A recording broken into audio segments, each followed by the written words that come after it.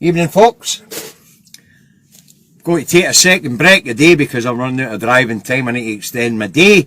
So I thought I'd jump on and do a wee Davy short.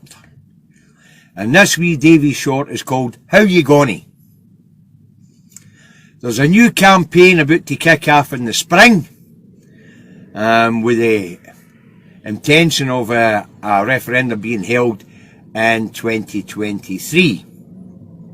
So I thought I'd jump on and have a wee word about how you going to do this.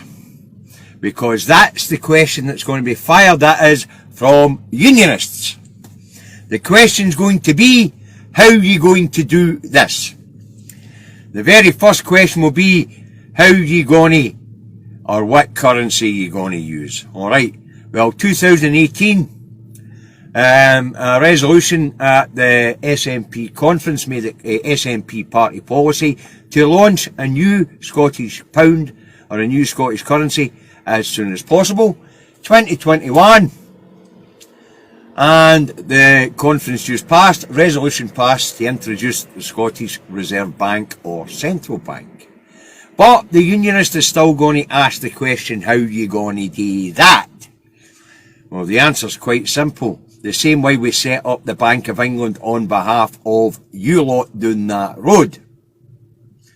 We're going to constitute a central bank.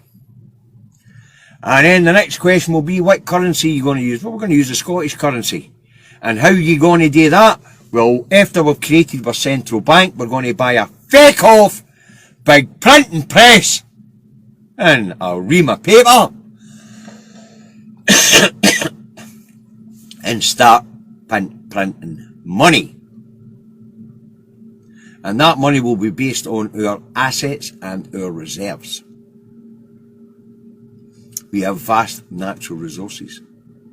But more importantly, we also own a 10% stake in the Bank of England and a 50% stake in all overseas territories and properties of the United Kingdom.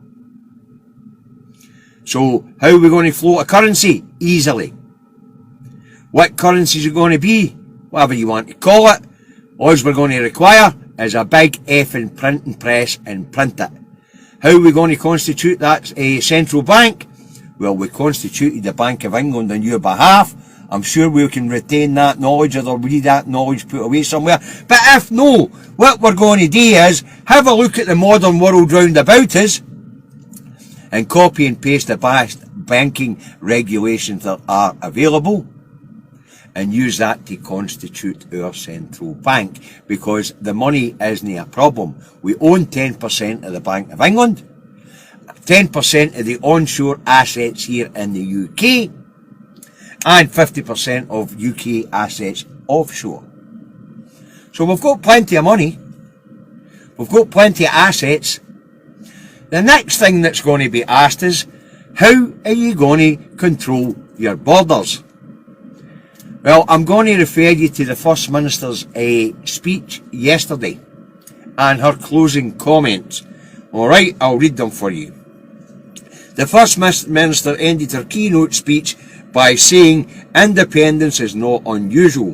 100 countries have taken that route over the last 60 years. So over the last 60 years, there have been 100 countries created or taken their independence from the British state. How are we going to control our borders? Well, we're going to go and ask them how they set theirs up. But more importantly, the answer to the question is, when they ask how we're going to control our border between England and Scotland, well, we're going to say, how do you do it between England and France? How do you do it with the UK and anywhere else? You see, folks, this isn't rocket science, and we're not reinventing the wheel. As the First Minister stated yesterday, independence is normal, with 100 countries taking that route over the last 60 years. How did they do it? That's exactly how we're going to do it. We're going to copy and paste, and that's what we're going to do. The next big question will be, how are you going to defend yourself? Well, the answer to that one's quite simple. No, we're going to take 10% of the assets of the British Army. We're going to bring the Scottish regiments home. we're going to constitute a defence force, and then we're going to rely on our neighbour allies to help us along the way till we grow that force. Now, why would our NATO allies accept us? Because there's nothing on this island that our NATO allies want except for what belongs to Scotland, and that is access to the North West Passage, which is opening up through global warming. Ourselves, Norway, Denmark, Sweden, Iceland, the Faroe Islands, Greenland, were all the gatekeepers to the North West Passage. We're the gatekeepers. That means NATO's interested in us. They're no interested in what's south of that border, because they've got the French allies on the mainland Europe. They've got the Dutch allies in the mainland of Europe. They've got the Belgian allies in the mainland of Europe. They've got the Portuguese allies in the mainland of Europe. They've got the Spanish allies in the mainland of Europe. And the rest of the EU 27 on the mainland of Europe. And you get right down to it. That's enough power to control the English Channel and look after that side of the North Sea going north. Scotland is the place of strategic interest to the NATO bloc. No England, Scotland, and no Westminster. So NATO will welcome us with open arms. So we've just answered the currency question, because 2021, the conference just shut, has put the currency question to bed. 2018, the conference passed a motion to say we're going to launch marine currency as quickly as possible. 2021, conference motion puts it into SNP policy to launch the central bank / Scottish Reserve Bank as soon as possible after independence. The next how you Gonny will be international trade and trading with England. And the answer to that one's quite simple as well. Well, we're rejoining Europe, so we will trade with you, England, on whatever terms you have with the European Union. And even in the short term, if we get into EFTA, the European Free Trade Area,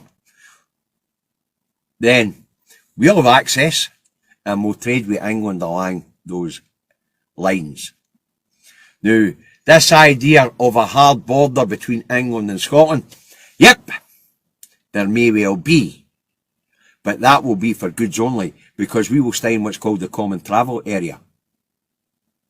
And if England says we can't join the Common Travel Area, in which case then we'll sign a new Common Travel Area with Ireland and Wales and just cut England out the block.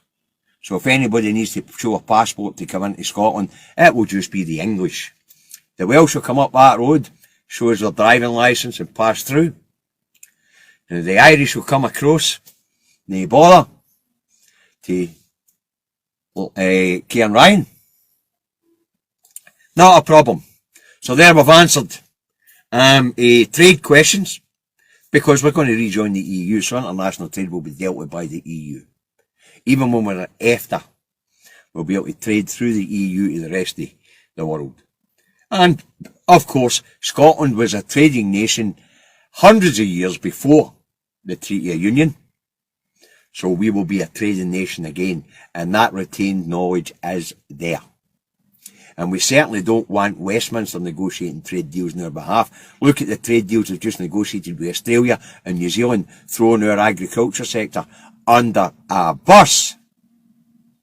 Look at the way that deal with Europe worked to wrecking our fisheries. So we don't need numpties in Westminster to organising trade deals for us. So we've sorted out currency, we've sorted out borders, we've sorted out trade with England, and we've sorted out trade with the rest of the world quite easily. Because we have that talent here. We are a highly educated population, and we're a well-resourced country. The next one will be, how are you going to protect yourself from outer space? Well, you know, Scotland actually creates most of the world's small satellites in Glasgow. Scotland is about to launch its own space programme. Gordon Ross is better equipped to tell you about this stuff than I am. But there's a company based in Edinburgh which is making biofuels, green fuels, for launching rockets. And Glasgow is one of the world's biggest satellite centres. Because if you want educated people who know how to make this stuff, you come to Scotland. And then, of course, we've got trade. As I say, we just spoke, we'll do our own trade deals, but more importantly, we've got stuff the rest of the world wants to buy. We have good quality food and drink. We have an excellent engineering sector. We are world leaders in human sciences. We are a world leader in medical sciences. We are a world leader in technology, digital sciences. In fact, some of the best games out there on the planet were made here. That technology and that ability is there to do more than just make bloody games. So, when this campaign kicks off next year, we're going to have a lot of how you gonnies for the unionists. Just make sure you're equipped to be able to argue with them. No, argue with them, answer them.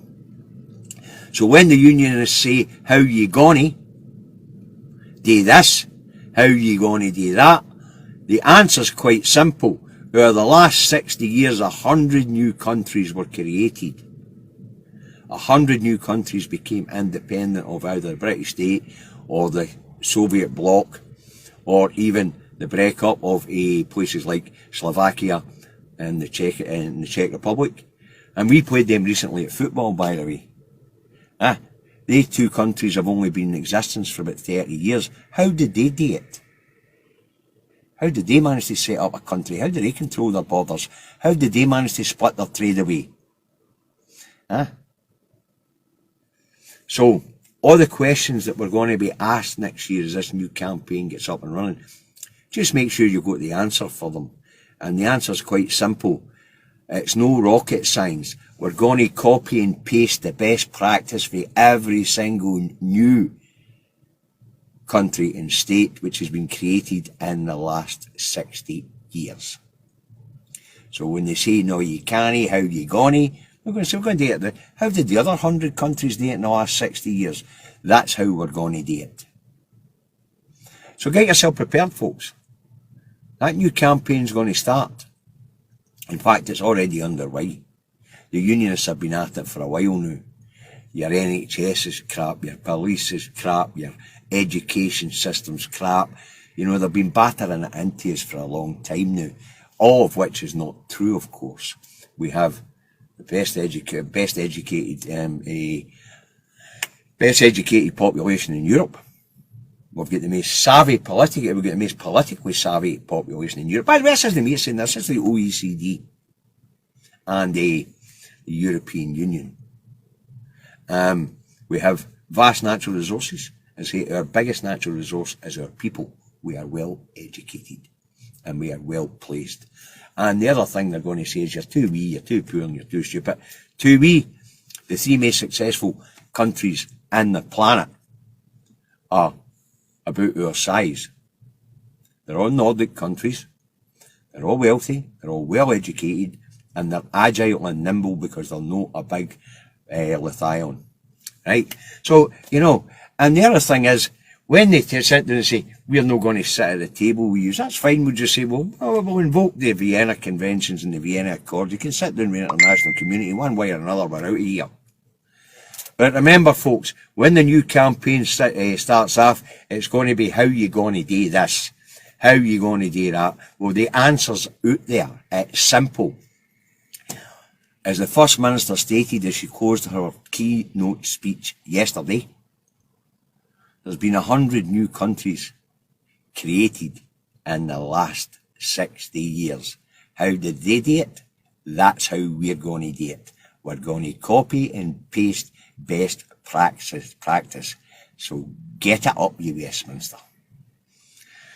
Right, that's the Davy Short for you. I've got 2 minutes left of this break. So that's the How You Gonna Davy Short. There's a new campaign coming up. Starts in spring. It's already underway for the unionists. They've been pegging away at it for the last few years. But on our side, it's going to get up and running next spring. So remember, folks, when it comes to the independence question, partisan politics in your pockets, yes hat on, and get yourself informed. The answer to the questions are simple.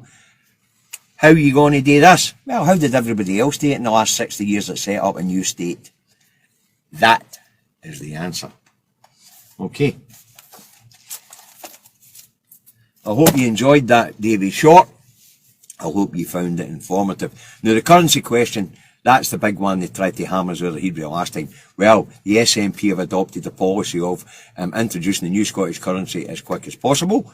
And at the recent conference, it's now become SNP policy to set up a central reserve, or a reserve bank. So there you are, that's a currency question out the window. Davy's answered the other questions for you the other now. Share this around if you found it interesting. As I say, we Davy Short on How You Gonny. The campaign's about to get started, so get yourself educated on how you got when we get hit with the How You Gonnies. Alright? The answers are all there. Have a nice evening.